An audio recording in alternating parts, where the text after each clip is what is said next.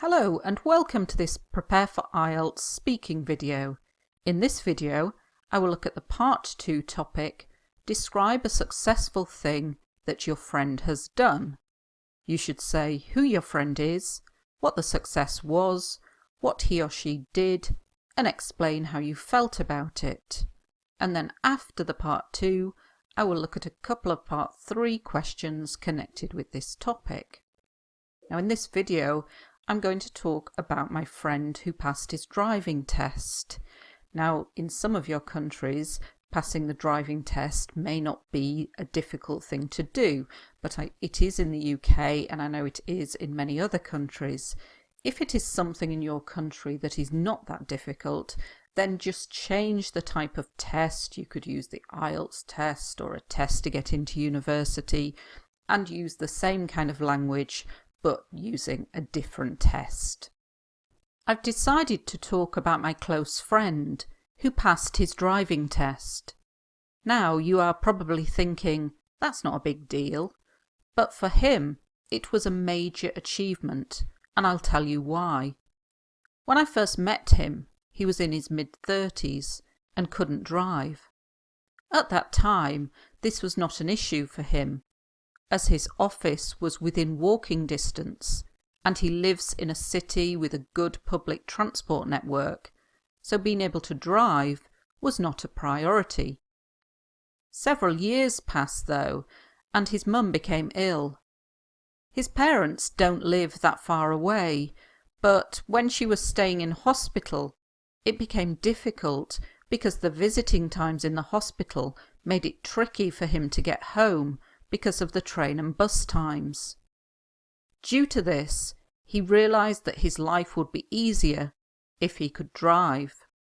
He bought a course of lessons, took his test and failed. Not one to be defeated, he took more lessons and failed again. Sadly, it was not third time lucky, and he failed his third attempt. At this point, he decided to give up, because it was costing an arm and a leg to try and pass his test. 6 months later, his mum became ill again, and he decided to give the driving test another go. He was determined and practiced every waking moment, but it was to no avail, and his fourth test resulted in failure too. I really thought he would give up and never try again at that point. However, he persevered, and on the 5th try he passed. When he phoned to tell me, my first words were, "You're joking?" I couldn't believe it, and neither could he. I was incredibly proud of him, because it not only cost a fortune, but also it affected his self-esteem every time he was unsuccessful, but every time he picked himself up and tried again. Now, he has been driving for a few years, and I'm a bit embarrassed to say this, but I still have not let him drive me anywhere. I'm not a good passenger, so when we go out, I always drive. So let's take a look at some of the language used in this topic. I've decided to talk about, make sure you know how you're going to start your answer in IELTS Speaking Part 2. Now you're probably thinking that's not a big deal, so I'm using this so I can get in some present continuous. You are probably thinking, you can say that to the IELTS examiner, they're not going to say, no I'm not. So it's just a way to add some present continuous. That's not a big deal. If something is a big deal, it's a big thing. If it isn't a big deal, it's not a big thing. A major achievement, a big success. And I'll tell you why. So I'm just using these different expressions here to give my answer some organisation, but it also adds some grammar. He was in his mid-30s. Always remember, don't say somebody was 35. Try to use more complex language. In his early 30s, in his mid-30s, in his late 30s. Now, if something is within walking distance, it means you can walk there easily. A good public transport network, You could use this to talk about your hometown, and always remember negatives. If your hometown does not have a good public transport, you say it has a rubbish public transport network. Being able to drive was not a priority. If something is a priority, it means it's very important. If it's not a priority, it's not that important. Very useful language, also for task 2 writing. When she was staying in hospital, to try and get some past continuous in there to impress with grammar. When you visit a hospital, they usually have visiting time, so between 6 and 8 p.m.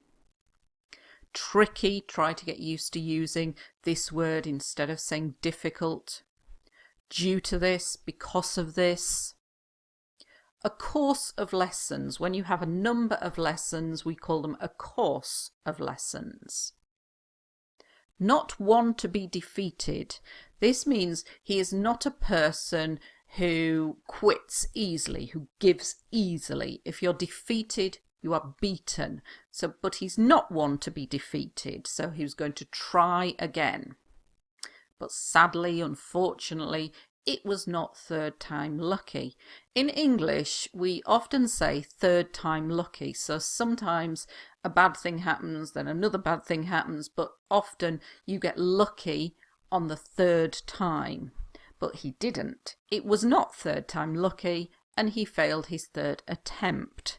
So here we can use different nouns and verbs when talking about this test. To attempt, an attempt. To try, a try. Both are nouns and both are verbs. To give up, to quit. Here we have an idiomatic expression. It's quite informal. Don't use it in IELTS writing.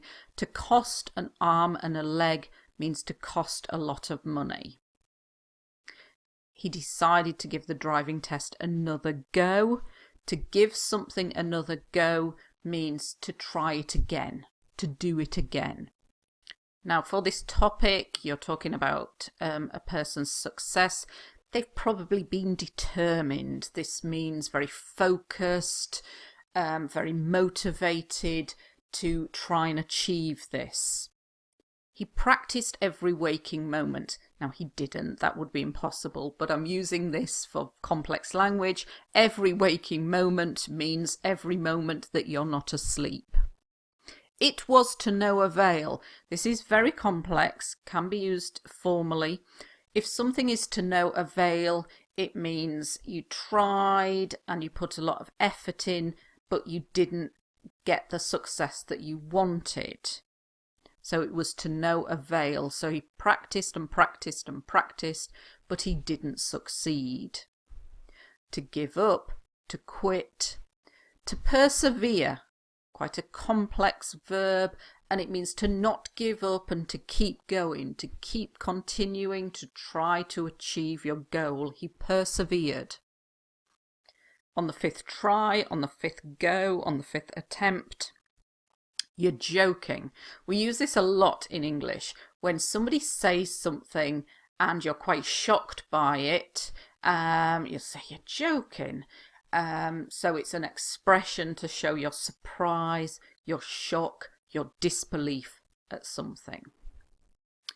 To be proud of someone. To cost a fortune. This is slightly more formal than to cost an arm and a leg, so you could use this in IELTS writing, and it means to cost a lot of money. A fortune is a huge amount of money. Your self-esteem is how you regard yourself, how you feel about yourself, and if something affects your self-esteem, it makes you feel not very good about yourself. We also talk about to lower your self-esteem, so it reduces your self-esteem. When something bad happens, you need to pick yourself up, and it means to say, okay, this is really bad, but I'm going to try again. You pick yourself up. Some very complex grammar here, the present perfect continuous. He has been driving for. I'm a bit embarrassed to say this when there's something that you don't feel comfortable saying. I'm not a good passenger. If you're not the driver in the car, you are the passenger. And when somebody says I'm not a good passenger, it's usually because you get afraid when somebody's driving, you feel scared when another person is driving. So in this topic, it is difficult to come up with a list of words that are useful, but I think it is good to talk about someone's success where they've had repeated failures, and so then you can use things like determined, he didn't give up, to try again on the fourth try, on the fifth attempt. It just gives you a little bit more vocabulary to use. So let's have a look at a few part 3 questions connected with this topic. So because this topic is about success, they might ask you, what kinds of people are considered successful? Well, nowadays, YouTubers and reality TV stars are who the younger generation consider to be successful. So YouTubers are people who make videos on YouTube. Reality TV stars are people who appear on singing programs like American Idol, The Voice, and have become successful because they've been on a TV program. Due to the astronomical amount of money they get paid, professional footballers are also regarded as major achievers. So we said to cost a fortune, to cost an arm and a leg. This is a little bit more formal, the astronomical amount of money. That means the huge amount, the big amount of money. A major achiever is a person who is very successful. I feel that wealth and the number of followers on social media are signs of success in contemporary society, rather than achievements that make the world a better place. So wealth, having money, number of followers on social media, so the number of people that follow you, are signs of success. So we're talking about what kinds of people are considered successful. So these are signs of success, indications of success. And instead of saying nowadays all the time, you can say in contemporary society. Another question you might get asked is, does a university degree guarantee a successful career? In the past, I would say absolutely it did. Nowadays, though, virtually everyone has a degree, so they've become nothing special. So in the past, I would say, so I'm saying in the past, this is what I would have said. Absolutely it did. So I'm saying yes. But nowadays, virtually everyone, you can use this in writing as well, and it means almost everyone has a degree. So this is certainly true in the UK. Everybody has a degree. So you're nothing special. You're not different if you have a degree nowadays. Because of this, a university degree is not the only requirement to get a top job. You need work experience too. So a top job, a very good job, work experience. So when you apply for a job, they want to know your qualifications, that's your university degree, but they also want to know about your work experience. And often it's the people with more work experience that gets the jobs. However, it is impossible to get experience without a job. Many McDonald's employees have degrees, so having a degree is not the key to a successful career, I'm afraid. So again, I'm just saying again that a degree is not a guarantee.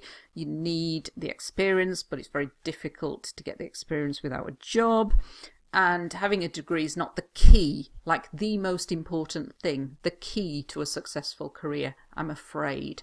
We often use I'm afraid when you're sorry about something, you're showing regret about something. You could even use it when you don't know the answer to something in an IELTS exam. If they ask you and you say, I have no idea what to say for this question, I'm afraid. And it's just another way of saying I'm sorry. Hope you found that useful. Thank you very much for watching.